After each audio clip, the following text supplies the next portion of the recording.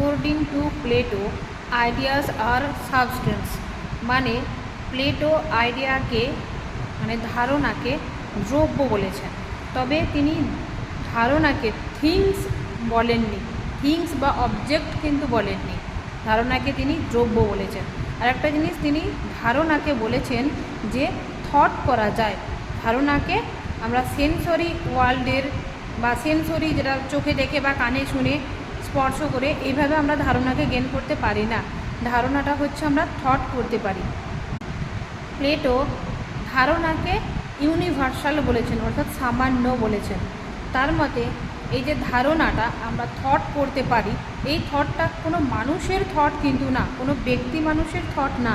বা এটা কি গডের থট না ব্যক্তি মানুষের থট, এটা হচ্ছে ইউনিভার্সাল, কারণ কোনো মানুষের থট কিন্তু